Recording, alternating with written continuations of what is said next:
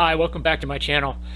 You're going to hear a lot about edge computing in the years to come. The telco companies, especially the Verizons, the AT&Ts, and the Lumens of the world, are going to push their edge computing hard on their customer. This is a quick video to help you understand whether or not edge computing might have a future within your organization.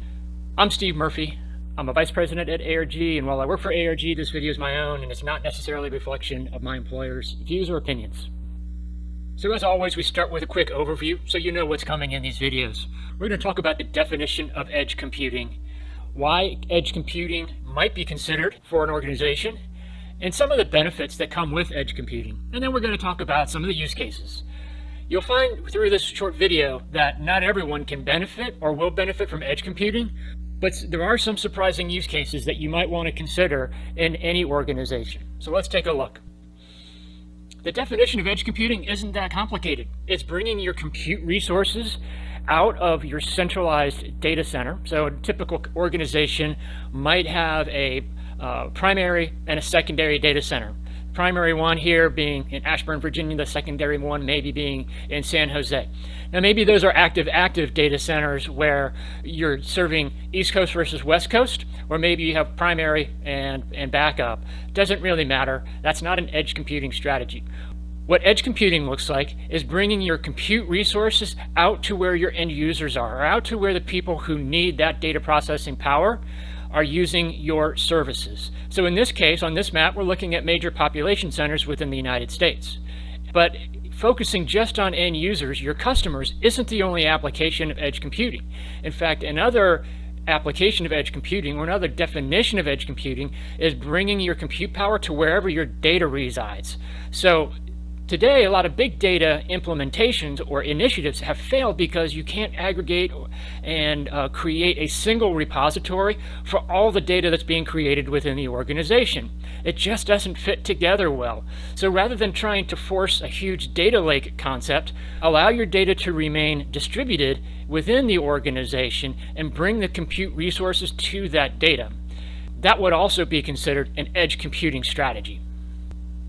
What are some of the triggers that might get you to consider implementing an edge computing strategy? Well, if you answer yes to any of these questions, edge computing might be in your future.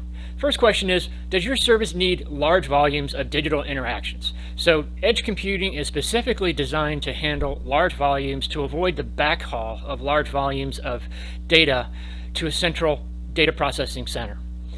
Is the end user's digital experience critical to your success?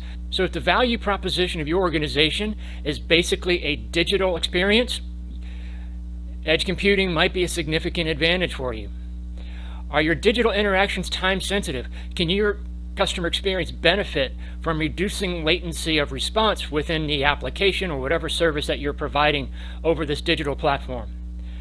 Do you have significant ingress or egress charges in your current cloud platform? Now, one of the benefits of edge computing platforms is that they are meant to handle large volumes, and therefore the charges for data inflows and data outflows tend to be either non-existent or very economical compared to some of the alternatives in other public cloud environments.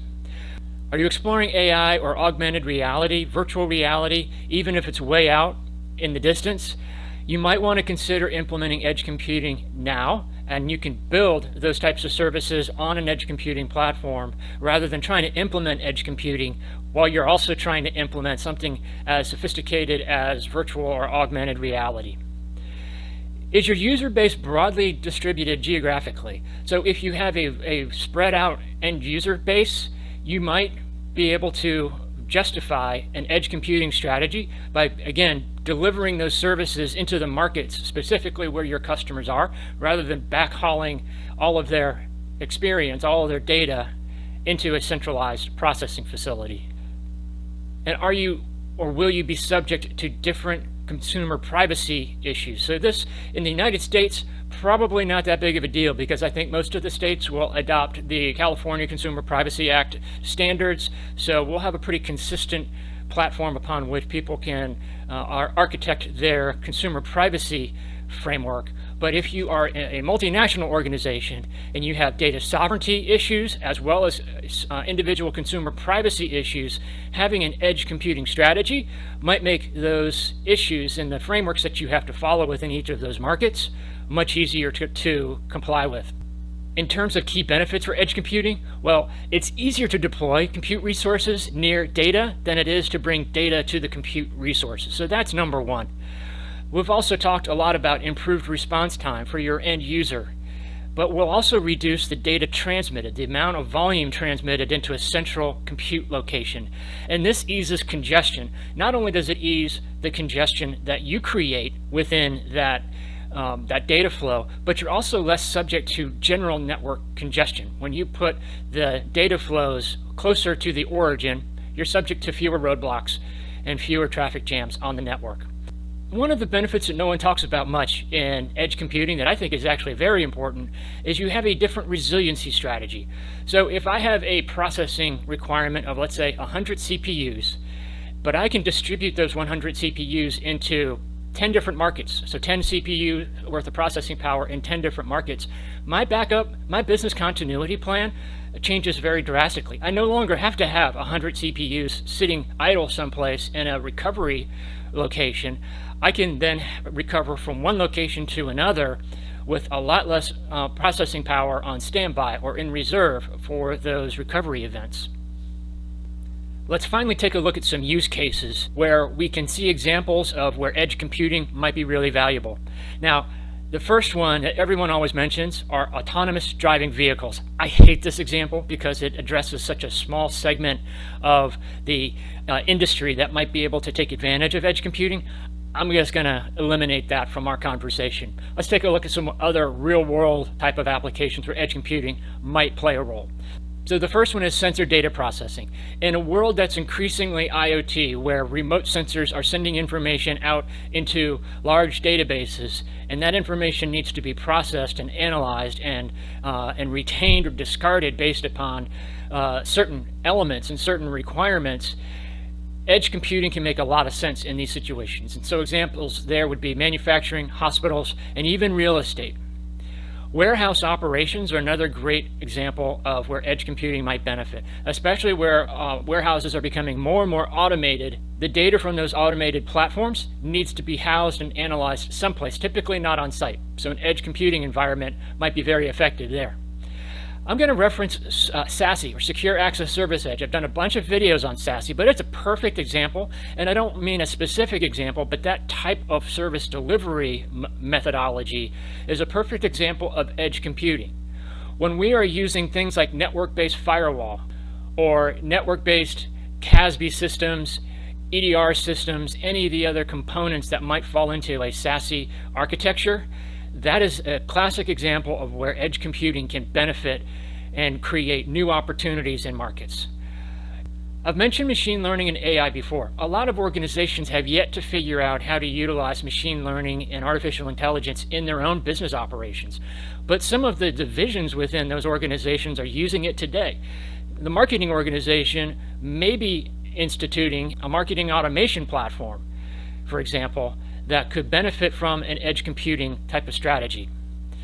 Data analytics, especially where we're looking at metadata extraction, you don't want to backhaul all of the data, all of the raw data into your data center. You just need to understand top-level information from that data. Again, a perfect use for edge computing. And also in retail. Retail is an interesting example not only for inventory control and inventory management, but for tracking customers within a store, messaging customers while they're in that store environment or outside of the store environment. All of these applications that might rely on a very specific geography are a good opportunity to implement or at least consider edge computing. And then lastly, I've talked a lot about end user use cases here where third-party customers can take advantage of processes and systems that you can evolve into an edge computing strategy. But don't forget your internal users, people like the engineering organization. We've mentioned manufacturing and operations and marketing. There are a lot of internal clients that can also benefit from edge computing. So keep your eyes open for opportunities there as well. So that's it for this short video on edge computing.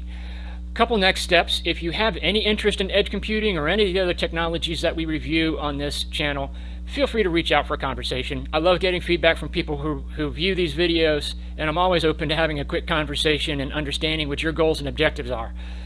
And if you got some value out of this video, I'd appreciate a thumbs up, a like, and thank you very much in advance for doing that. And if you want to find your way back here in the future, the best way of doing that is to hit that subscribe button. That will put my videos in your feed so you can come back at your convenience.